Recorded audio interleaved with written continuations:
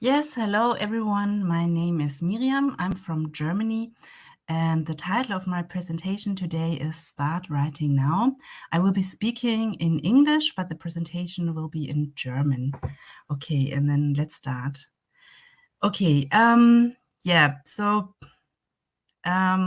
I want to tell you a little bit about the topics that I will cover today. I will shortly introduce myself, and then I will talk about why writing in your target language is a good language learning activity. And then I think for a lot of language learners, it's not their top priority to write. They often dread writing.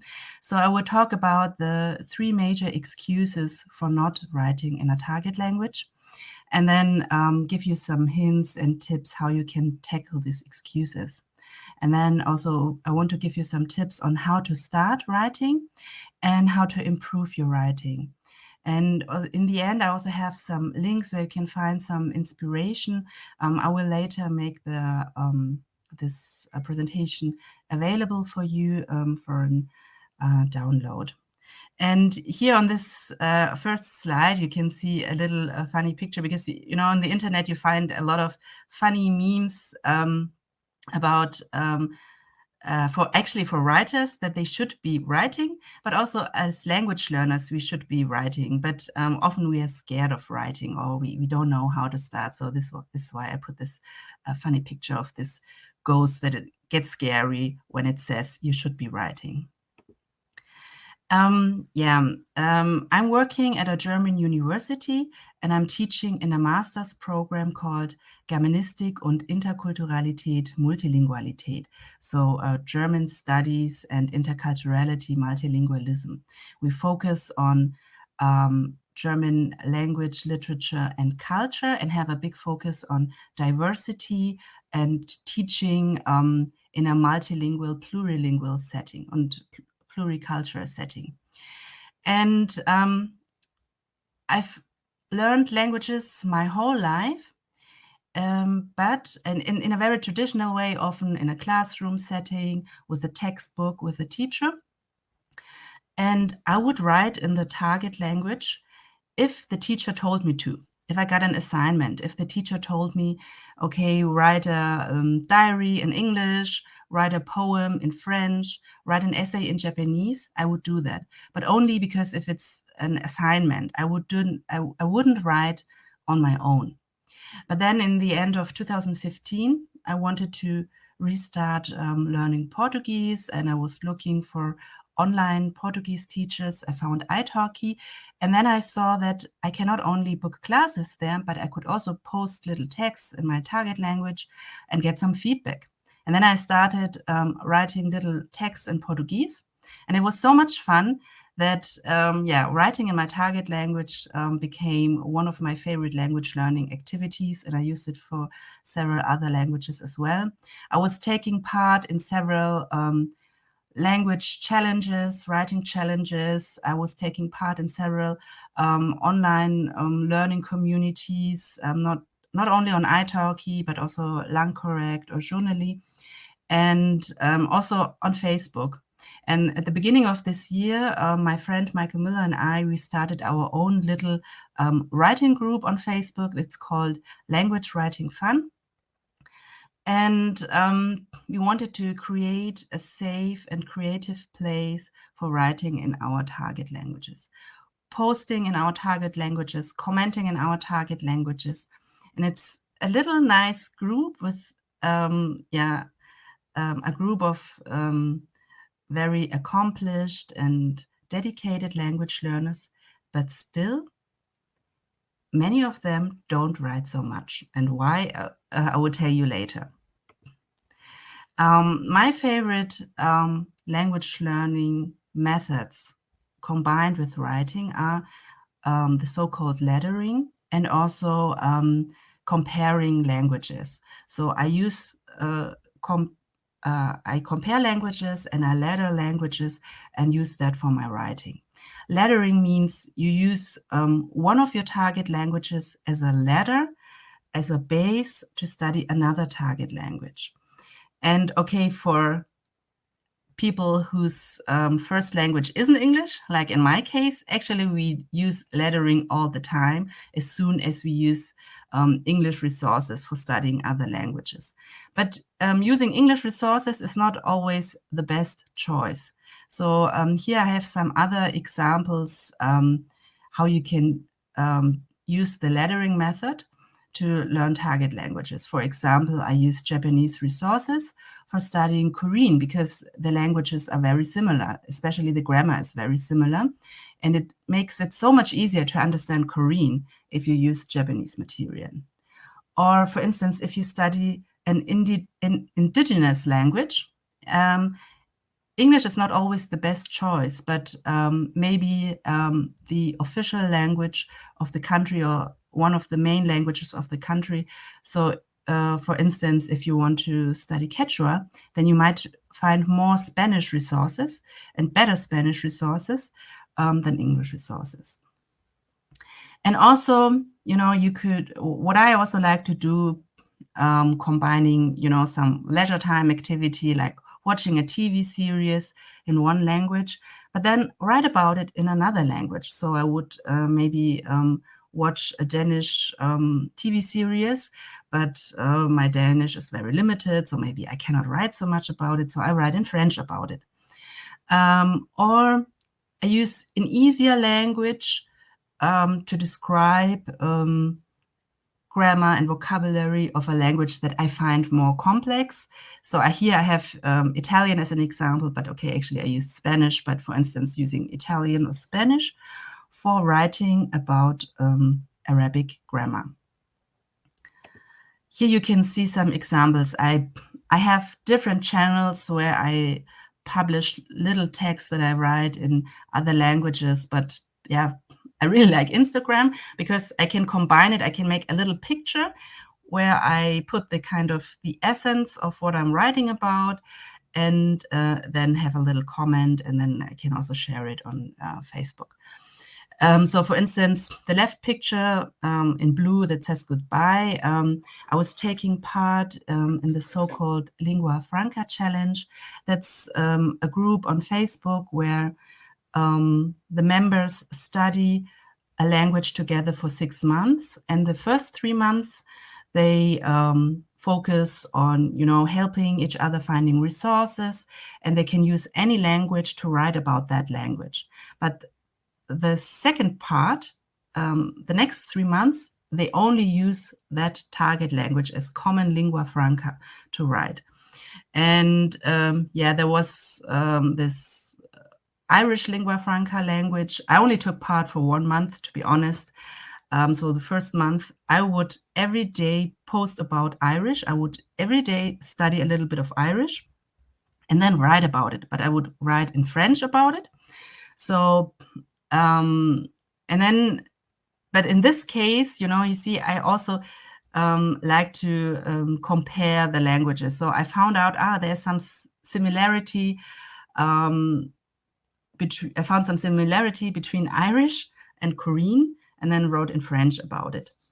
Or in the post on the right-hand side where the picture says, "We like you too," I wrote the sentence, "I like Japanese and Greek." I wrote it in Japanese and Greek, and then I wrote a little bit longer post in Japanese about why I like Greek and why I study Greek. And then the post that says, "Where is the museum?" For some time, I would write in Spanish about Arabic. Actually, I focused on modern standard Arabic and Levantine Arabic. And but for some time, I would write posts where I compare modern standard Arabic, Levantine, and Egyptian Arabic, which I did not really study. It's really just a kind of language comparison. But I would write in Spanish about the grammar because Spanish was my focus language. So I focused on always writing in Spanish, and by writing about Arabic grammar, I could also learn grammatical terms, for instance. Okay, so I like writing, I like comparing languages, I like lettering, but why should you write? I think writing is a little bit similar like speaking because it's output-based. But the good thing is when you write, you have more time to think. You can also read the text later. It's easier to correct than when you speak. And in general, when you have output, you have to use the words and the grammatical structures that you learn. And by using it, it's easier to memorize it. At least in my case, when I create a sentence with a word, then I will not forget it as easily as if I just read the word. So I think especially when you study languages with other scripts, it's really helpful to write them and also to write them by hand, because writing by hand also kind of creates a kinetic memory of the word and of the script. So just for the sake of learning, I think writing helps you to memorize the language. But sometimes some people might need language proficiency exams, and then in many exams, writing is also an important part. I'm also teaching German as a foreign language, and on every levels, but from A1 to C2. And my students often dread the writing exercises, and they don't like to do it. But actually, it's easy because you can do it whenever you want. You can do it on your own, and your teacher can correct you or friends can correct you. And it's a matter of routine. If you're used to write text in the target language, it will get easier. And then you will also have a better result in your language exam. And the nice thing is it's easier to correct written texts. You can improve your language with the help of written text, and you can also kind of track your progress, because maybe you can only write one sentence a day in that language, and you had to look up every word and everything. And then your text will get longer and it's easier to write. And then when you look back, you can really see that you made some progress in your language. And also writing is a creative exercise. It helps you, to relax from your daily tasks and to kind of now I'm bitterness. It spurs your fantasy and helps you relax and be creative. So I think it's anyway a good leisure activity. So when it's so beneficial to write and sometimes even needed in language proficiency exams, then why don't you write?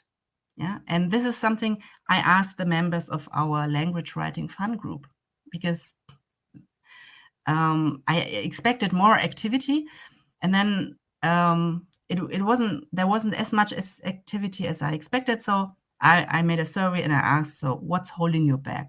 Why are you not writing? And then the three major excuses were, oh, I don't have time, I'm too busy. My language level is just too low. I cannot write. I literally cannot write in that language. And I just don't know what I should write about. So I want to go through these excuses one by one and give you some tips on how to tackle them. So the first one, I don't have time. I'm also a very busy person with a full-time job and with a family, and every day I feel like a little hamster in a wheel, and at the end of the day I have the feeling I have nothing. I didn't get anything done. There's still so much on my to-do list, but I still have time to scroll through Facebook. I still have time to watch my favorite TV series. I still have time to have a chat with a friend. So it's not like I'm working 24/7. Yeah, I still have time for doing things for fun, for my pleasure, and sometimes for things that are just a waste of time. So actually, when you say I don't have time, it means it's not my priority, because for things that you either really like or that are really important for you, you still find the time.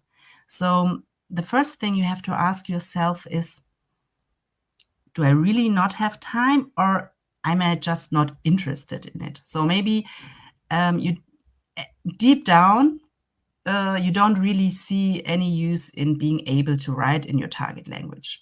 Maybe you really only want to talk in your target language. Okay, then maybe writing isn't important for you. But when you think, okay, you have reasons why writing in your target language is important for you, then you should make it a priority, and you should make time. And when you say, okay, I really would like to make time, but I literally don't have time, then maybe start tracking your activities during the day. What are you doing during the day? When are you working? When are you scrolling through social media? Is there some dead time? Maybe you're sitting on a bus, just listening to music, or you're sitting in a waiting room for a doctor's appointment, and reading some magazines that are lying there. Maybe you could use this time to do some language learning activity. And maybe you can do something like, you're on social media anyway, maybe don't watch, I don't know, dancing videos or something, but use the time on social media for language learning. Or when you watch your favorite TV series, okay, you could also watch it in your target language, for instance. Yeah, you can do the activities that you do anyway. Maybe you just do it in your target language. So for instance, it's also good, maybe to think about when would be the best time to write, and maybe assign a certain time slot during the day for your writing. And maybe you're a person that, when you get up, you feel refreshed and you have your kind of 10 minutes with your coffee in the morning. Why not journal a bit while you drink your coffee? Why not write 3 sentences in your target language while you do that?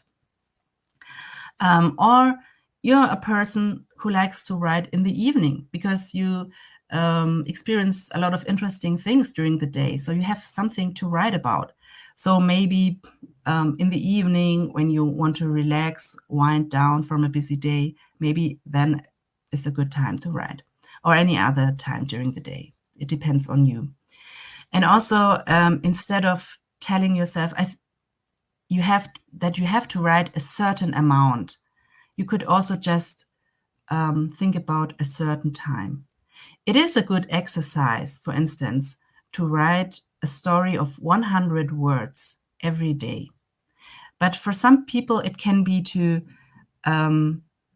maybe it can be a bit demotivating to think, oh my God, I have to write 100 words. It's so much. I don't know what to write about. And I will need hours to do that. So maybe your goal shouldn't be write 100 words, but write 5 minutes or 10 minutes. And whatever you write in this time, that's okay. And have a notebook ready, some pen and paper. And whenever you have some dead time, you can just write 1 or 2 sentences in your target language. And then when you do that during the day, it's like a patchwork. In the end, in the evening, you can put them together, the sentences, to a cohesive text. Also use little writing exercises. Like I said, you don't have to always write 100 words, but just a sentence a day. You post on Instagram every day anyway. Why not write the caption in your target language? Or you like to tweet on Twitter. Why not tweet in your target language? Or exchange short messages with your friends who also study the same target languages. For instance, I have friends who are, for instance, native English speakers with whom I exchange messages in Chinese. Why not? And this way, it also builds up. You are writing in your target language, and it's just so little by little that you don't even notice that at the end of the day, you will have written a lot. You could also write your shopping list, for instance, by hand in your target languages. Another excuse is my language level is just too low. Yeah, I've just started. There's literally nothing I could write. Okay, this is not true, because when you learn something, you can already write something. Yeah, and if you learned how to write, how to say hello in your target language, you can write down that word hello. So just play around with things that you've learned. You know, if you study with your with a textbook, copy down sentences from your textbook.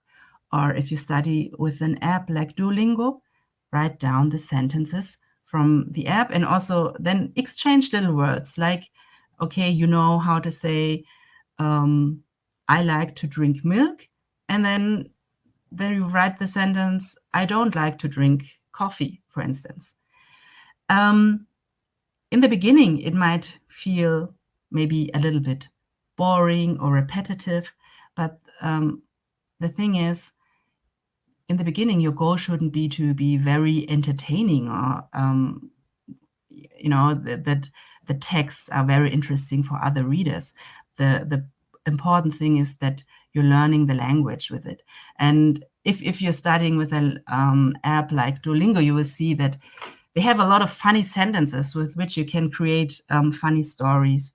And also, depending on the language, in Duolingo, for the more common languages, I think like French and Spanish, they also include now little writing exercises. When you, I saw this one, when you read a story in Duolingo, and in the end, you should write a very short summary about the story. And also Duolingo will rate it or give some hints. So even in apps like Duolingo, there are short written exercises included. And you can just write, you know, very short, simple texts about simple topics, about your family, or about your breakfast. And if you write on your mobile phone or you write on your computer, you can also use the help of autocorrect, you know, so that you don't have to, you know, look up every word in the dictionary, because the phone will already suggest how to write the word correctly. I have here some examples. For some time, I did this. I challenged myself. It was a challenge that I just did on my own, that I would sit down for, when it was an easy language, maybe just 1 hour, when it was in language with a different script, like here Amharic and Odia, for 2 hours, and try to write a very short paragraph in this language that I didn't study before. So here are examples of Amharic and Odia, and it took me like 2 hours. You know, I would first look into the language, find resources, and then create this very, very short and easy text. Like here in Amharic, I just wrote, hello, my name is Miriam. I'm from Germany. My husband is from China. I don't speak Amharic. I speak English, German, and Chinese. I'm 41 years old and have 3 kids. And I also did that with Odia, and Odia is not in Google Translate. Yeah, so you can also do this with languages where you don't have a translating program. Yeah, because just with resources and just with finding the right resources and reading a little bit of the language, you can, within a couple of hours, you can actually create this small text. That of course doesn't mean that you know the language, but it's even with close to no knowledge about a language, it's possible to write in it. And so here are some examples that I posted on Instagram with languages that I actually studied. I mean, Amharic and Odia were more just experiments. But here, for instance, sometimes I play around with app drops, and then I would take a picture from drops with an interesting word and write about it. So here, this is the national fish of Hawaii. I didn't study Hawaiian, but I'm studying Danish, and I wrote in Danish about this fish, what it means. Or here in the middle, you see a little picture that I took. And I thought, okay, I don't really know what is this thing. And then I was studying Russian, and I wrote in my very limited Russian, what is this? A house, a cocoon, a mummy. It is beautiful. The spider is an artist. Very, very simple. And then I would also, kind of the words that I learned here, like beautiful spider artist, I would also write down, so that later when I revisit this, I could still read and understand my post. And also the little minion, it's a picture I took at my workplace. There's a student's coffee shop, and they always have funny pictures there. So I took this picture, and then I also just wrote in Greek that that I love coffee, that I want to drink coffee, and that I love drinking coffee. So very simple sentences. And then that I need coffee to survive. Then down on the left side, it's just, what's your name? My name is Miriam in Kurdish. And on the right-hand side, you see, I was just a bit interested in the Tamasich script. And then I wrote, Azul, hello, and my name is Miriam, and nice to meet you. And in this script. Then you could say, okay, I made time. And okay, I know I can write just very simple stuff. It doesn't have to be complicated. It doesn't have to be complicated. It can be very simple, but I still don't know what to write about. I also noticed that, for instance, a lot of people say, I don't know what to write about. They actually write a lot on social media. They have maybe their own blog. They have they're very active on Instagram. They're very active in different Facebook groups, and they write a lot. And then they still say, I don't know what to write about in my target language. Actually, the topics you write about in your first language, why not write about it in your target language? Why not, for instance, either just start a blog in your target language, or you can also do it bilingually. You write in your first language, but translate the posts in your target language. And I mean, you can always write about things that you experience during your day, or about traveling. You read books or watch movies or series. You can write reviews or summaries about that. You can describe pictures that you took. And if you say, okay, my day was boring, I didn't take any pictures, I didn't experience anything, I want to write something, but there's nothing in my life I could write about, then, use inspiration from the internet.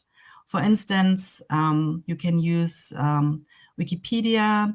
There are pages, every day. For instance, today is the 1st of May. You can check on Wikipedia, okay, who was born on 1st of May, or who died on the 1st of May, what happened on the 1st of May. Is there kind of an observance today? For instance, here in Germany, it's Workers' Day. There are demonstrations, and you could write about the history of Workers' Day, or what are your activities during Workers' Day. There are plenty of pages online with writing prompts.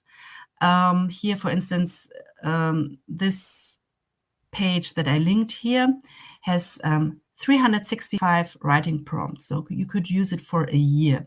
And they offer the writing prompts in English, French, Spanish, and Indonesian. And then you could also just write about any word that you learned today. Maybe you read a text and there was a phrase that was interesting, or you're doing Wordle in English or in your target language, and you thought, okay, that's an interesting word. Or you use random word or random prompt generator to find a new word or to find some inspiration. And there are some, for instance, online dictionaries that have a word of the day. You could use an English dictionary and see what's the English word of the day, or you just use Spanish or French or any other dictionary and see if they have a word of the day. And then you could write a little text about that word or include that word into a text. Here are some examples. For instance, I found the word defenestrate as word of the day in a dictionary. Then I looked for a little picture and I wrote about it. Or here in the middle, I wrote about the Chinese word for habit. On the right-hand side, I wrote about a trip that I took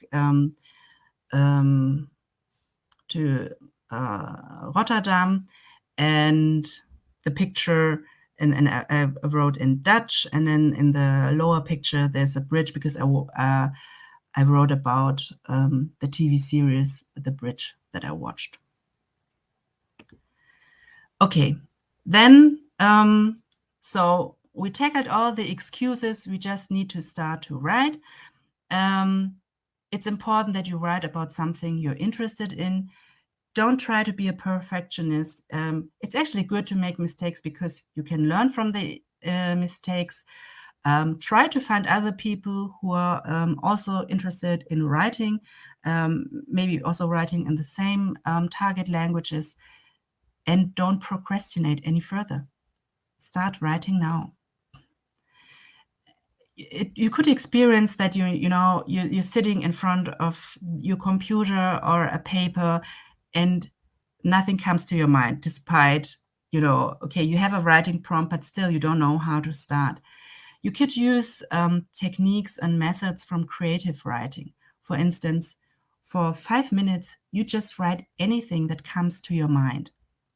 Or you write a little funny, perky text from the view of an object. For instance, like, okay, let's say I have a cup here, or I have a phone here. So you could write a text from the view of my phone or my cup. What do these objects think about me? What do they see what I do during the day? If it's really hard for you to start writing, but you like speaking, you could first record yourself talking about a topic, and then after you recorded yourself, listening to it and then writing it down. Or you could try to, for instance, write a text, just, for instance, describe your room to a blind person. So you really have to explain what furniture is there or what colors are there, and maybe something is broken or something is a little bit edgy, and you could write about that. This is for something when you say, okay, I really don't know how to start, and this is for kind of getting your creative juices flowing. And yeah, try to improve writing. I mean, I really like, to write a text and then, publish it in a writing community like on italki or on Autocorrect. But the thing is, please try, before you let some other person correct it, really try to get rid of the most common spelling and grammar mistakes. When you write on your computer, when you write in Word or you write in Google Docs, the autocorrect will help you. And also there are a lot of correcting programs online like Grammarly. And for instance, I use Scribin for French. And for instance, for German, there's Duden Rechtschreibprüfung. So for instance, you could write a German text, put it in the Duden Rechtschreibprüfung, and then the program will tell you where there are mistakes and if there are grammar mistakes or spelling mistakes. And then if it's grammar mistakes, you can look up the rules and then next time do it better. It's good to, really not just see, oh my God, the people corrected so much, but really analyze the correction and maybe have a kind of diary with your mistakes, with your major mistakes, that you see, okay, I have to really be careful with this or this. But also don't get discouraged because it depends. For instance, if you write in Portuguese, and you write in European Portuguese, Brazilian Portuguese speakers will correct a lot of things that are correct in European Portuguese, but not in Brazilian Portuguese. So don't take, every correction really to your heart. You really have to see, okay, what is really an error or mistake, and what is maybe just depends on the language variety. Okay, those are my tips. Later you can find links with prompts. Those are links with writing prompts. I created some Padlets with writing prompts. Here are some other links. You can find them later. And yeah, I see there are some questions in the chat, so I will answer the questions now. I will go through the... Okay, the first question is, would you recommend daily writing even in a language in which you're A1 or A2? What specific tips would you have regarding daily practice in these languages? Yes, I would say even on A1 or A2, you should write on a daily basis and just write about the things you just learned. So for instance, if you learned about going shopping or eating breakfast, and you learned the vocabulary for the food and the drinks, just write about that. So when your level is if you're still a beginner, just write about the things you learned and with the vocabulary you learned. You don't need to be very creative, and you just, exchange little words. Instead of milk, you write juice or stuff like that. Then how do you carve out time for writing every day? What time do you choose, and how do you set up your physical writing space? Actually, it depends on... For some people, it's easier, if they change their writing spaces and sometimes sit on the balcony or sit on the sofa and sit on the writing desk. I'm always sitting where I sit right now. Sometimes I sit in a coffee shop and write. I do that too. But mainly I sit at the place where I also do my work, and I just write on my laptop. But when I sit in a coffee shop, then I would maybe write by hand or just type in my phone directly. And yeah, I just sometimes I really make the plan that, okay, every morning at 8 I write something, but actually I'm a very hedonistic language learner. I'm a bit chaotic, so maybe I would just see when I have time and when I feel like it that I write. And at the end of the day, if I notice, okay, I didn't make any time, then I will quickly, before I go to bed, type something in my phone. Do you feel that the lettering technique has helped you make progress in languages you have already learned to a reasonable level? Yes, because I mostly use French and Spanish for lettering. So as a base, I would write in these languages about other languages where I have a lower level. And it helps me a lot because I learn how to write about more complex topics. It helps me a lot. And also, it also helps me in using that languages more, because it's just very... I'm so used in using English. It's also not my first language, but I'm so used for using English for everything. But if I ever want to, have a level similar to English in other languages, then I should use them like I use English. So yeah, it does help me a lot because I use more complex vocabulary and I talk about a bigger variety of topics. Have you ever had a moment when you know the words at the start and end of a sentence, but not in the middle? For instance, I love, close, and how did you overcome it? Okay, when I write, it's easy because I can look it up. So, when I write, as long as I'm not in an exam setting, I just look it up in the dictionary and or in a translating program. What I don't do is, I think I also have it in the slides. You should first write a draft on your own in the target language, and then you can put it in an online and translating program like Google or DeepL, and do a reverse translation into English or into your first language to see if there are some major mistakes. But not write in your first language and then translate it into your target language. But okay, if there's one word that is missing or one structure, you can just look it up. I look it up.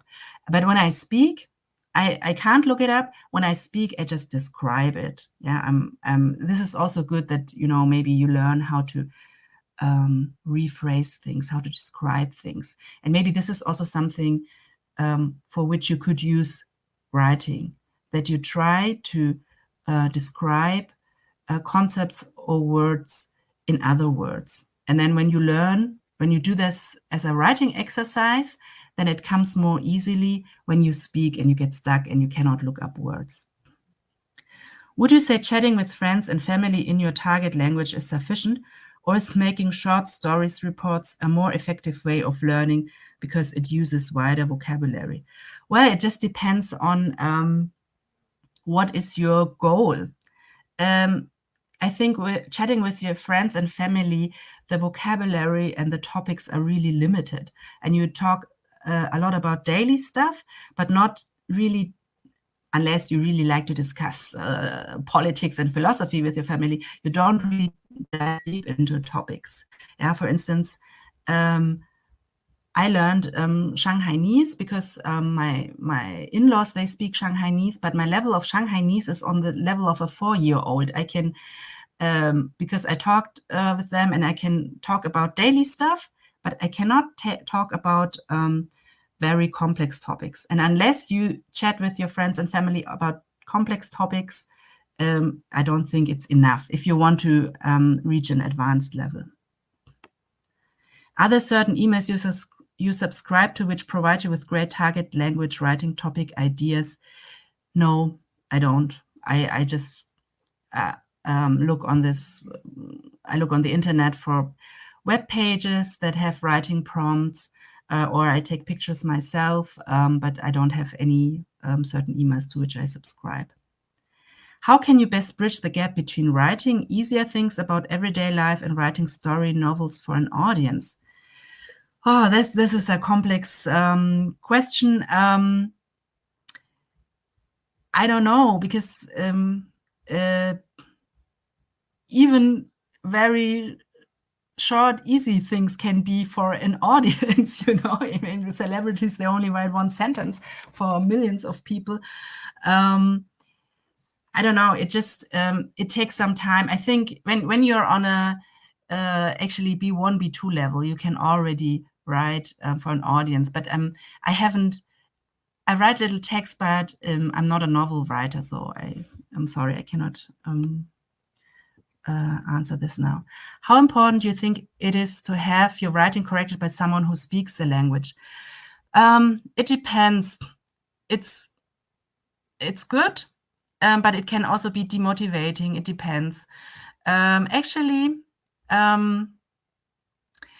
I now prefer just to put my text online into the world, but I don't need feedback, because I think I learn most just by doing it. But for the feedback, I would have to analyze it. It depends, because I actually like helping other people by correcting their text, but it depends. It depends on your style. Some people like to be corrected, and some people just like to put their texts outside. Can you recommend any tool or website for downloading keyboards of non-Latin scripts? No, actually, when I don't know, I have in my laptop, there are already non-Latin scripts included. I can type in Greek, Japanese, Chinese, Korean on my computer. If there's something I don't have on my computer, I just Google an online keyboard for that language. Do you prefer typing or handwriting? Or does it depend on the language? I prefer typing because I'm not very good at handwriting, but actually I believe that handwriting is more beneficial for language learning, but I prefer typing. Do you recommend using the subject pronouns you or we as a reference to the third person, like the word oni in Esperanto or on in French? It depends on the language, but yeah, when